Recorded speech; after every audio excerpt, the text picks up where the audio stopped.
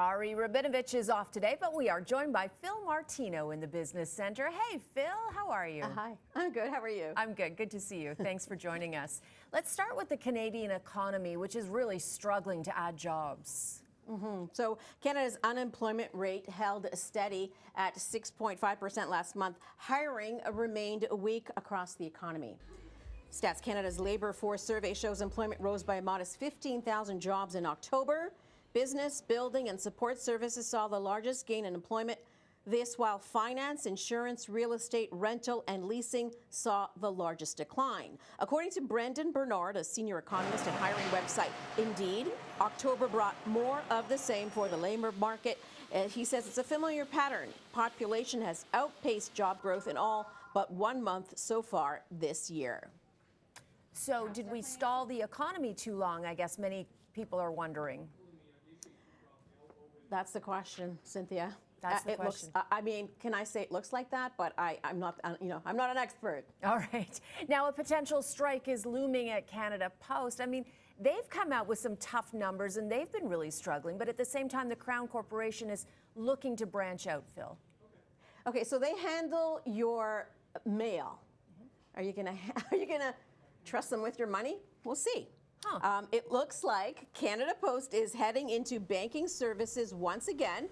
Based on a document posted to the Canadian Union of Postal Workers website, the service will soon be launching a checking and savings account in partnership with Coho Financial. The document says Canada Post will start testing the My Money account this month with a national launch next year. It comes after Canada Post launched a lending program with TD Bank Group in late 2022, only to shut it down weeks later because of what it said were processing issues. Now, there's also a petition on the Canadian Union of Postal Workers website, and it reads, Canada Post needs a postal bank.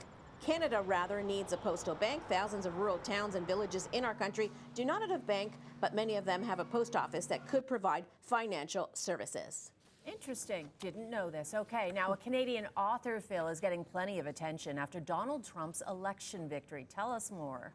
Okay, I think you remember this book from high school. I do.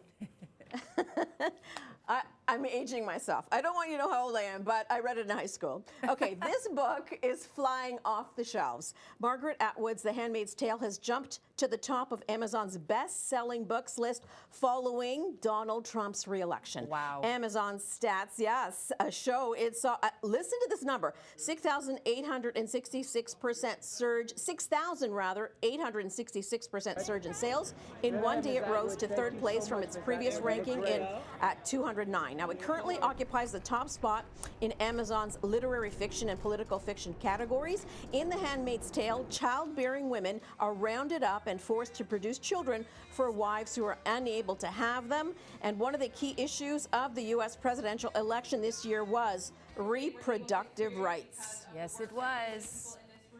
Interesting, interesting. I just watched the series, The Handmaid's Tale, recently. I know I'm really late to the game, but that was a brilliant series. Excellent acting. It's an excellent story. And of course, we talked about this. I just love seeing Toronto, Hamilton in the background, Vaughan. Fantastic, fantastic. Okay, or read the book. Thanks very much, read Phil. The book. Thanks read the very book. much. Yes, read the book. I love Margaret Atwood too. She's brilliant. Okay, thanks very much, Phil. Good to see you, and thanks for filling in for Ari for us. Thanks, Cynthia.